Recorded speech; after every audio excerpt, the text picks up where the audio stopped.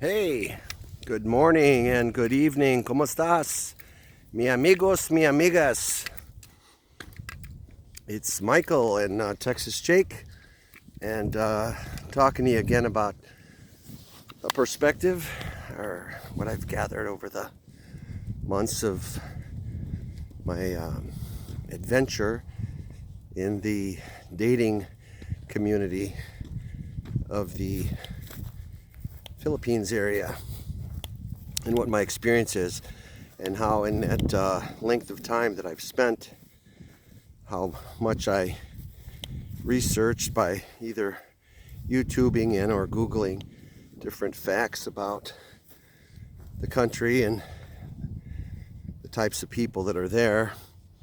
And as of late, I heard one of the commentaries that from somebody that's quite famous on YouTube for her opinions as well as comments, and how in the Philippines that even expats there are stereotyped by either their personalities or attitudes. You know, some being even called by a name. You know, this one's cheap, this one's this one's that. You know, and all of those things that we all do, apparently, because those are opinions that are formed by personalities and maybe even by way of experience. Those types of things come to us, you know, those names or those labels. And I might even have one. I don't know what you would call me. Maybe a troublemaker, I don't know. But my experience, the reason why I talk about it is because I want to do what I can to prevent somebody from maybe just jumping in head first and not doing any research. I think it's kind of lame that we would just do that. But sometimes we do, and sometimes we make mistakes, or we find out things that maybe we wouldn't even have looked there if we would have known the things that we know now.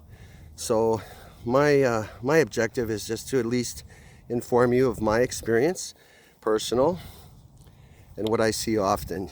You know, my initial impression is that there was something there that wasn't here, because they always, in advertisement, state that come here because there's something here that's better than there. You know, and we're living in a world where, you know, everybody goes where they're going to get the best either bang for their buck, or they're going to meet a different type of people. Now, this isn't to say that all people there are like that, and that all people there aren't equivalent to those here that do the same thing.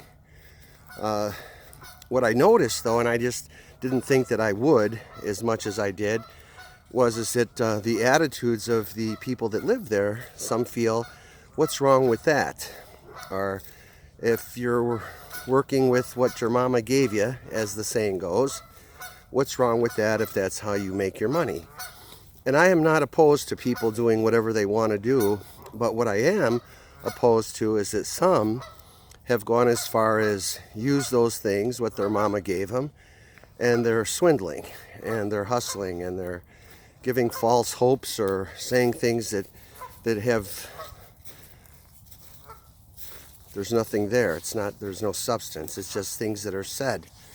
And then if some of those particular ones are making money, they share those insights or tricks or whatever it is with a neighbor or a friend to say, hey, it's not hard. All you got to do is this. And then they go do it. I've even seen some videos where people make fun of how easy it is to talk with somebody and tell them what they could get, or what they're going to have, or whatever. And it's an illusion, or it's like a mirage in a way. You know, it's like somebody that is thirsting for love and affection, and, you know, finding somebody that just is on the same playing field, as it were, with the other, and that we have some commonality. We have things in common that would draw us together and make us want to, partner up with that particular person. However, in my looking for this type of individual, what I found, or who found me, was the type that were looking for somebody that might be a little soft in the head or in the heart and maybe have full pocketbooks. And the expression is that if you're going to claim one of these people, that you can just do that, but if you do, that you have to support them. And I don't know, I don't understand that. That's one thing I beat my head against the wall thinking, why would anyone think that we are obligated, being so far away from them, to retain their affection or to lock it down, sort of, as the saying goes, that we have to pay for that privilege. And if we don't, then we're categorized as, maybe being cheap, or somebody that might, I don't know,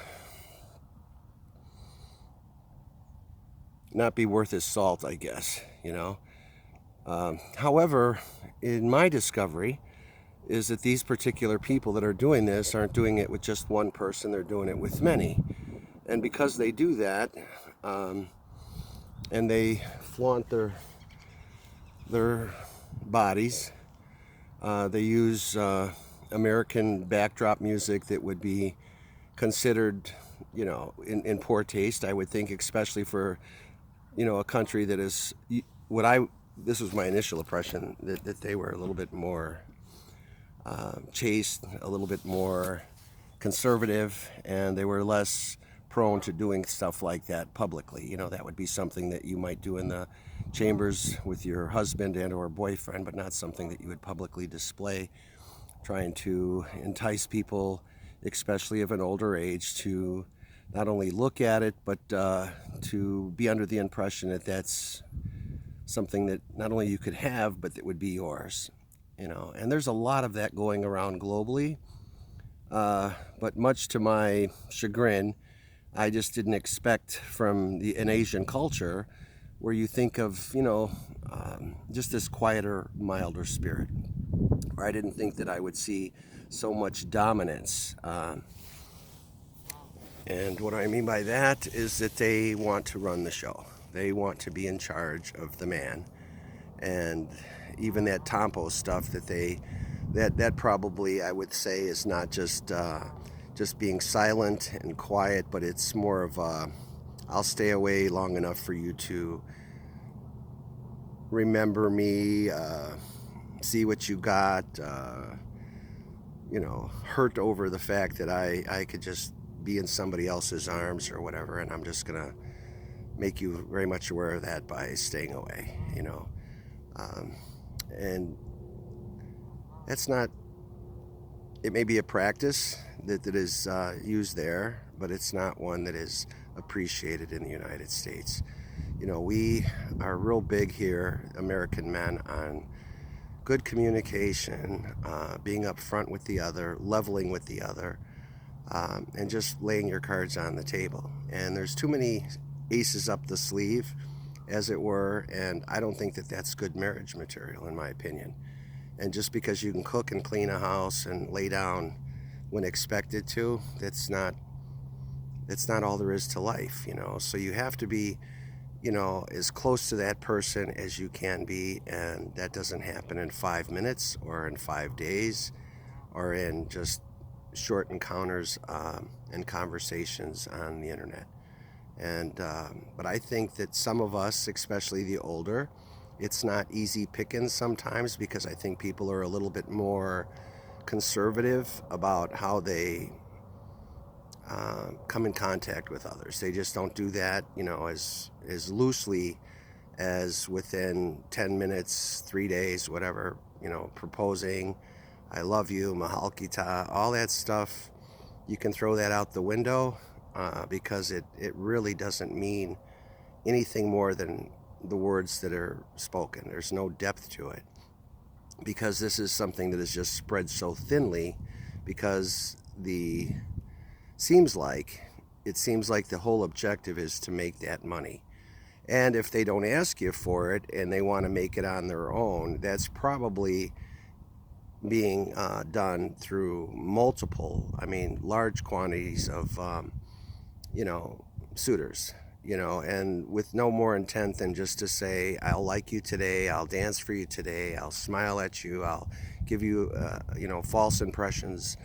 But when I call on you, or if I, would hint to you that it, for this, I'll do that, as long as it's not a direct, request, it's still being done. One of my neighbors calls it dry begging, and it seems like there's just this influx of that, and then you hear, rumors that there's kidnapping, killings, pickpockets, all kinds of thieveries going on. Most likely, internet infiltrating, etc. I don't know. I don't know who's doing what and how intelligent they are. Jake, what's up? Come on, baby. I don't know what's going on there. It just seems to me, or I seem to feel that Jake, what's going on? Is everything okay? Everything okay? Yeah, what do you see? It's okay.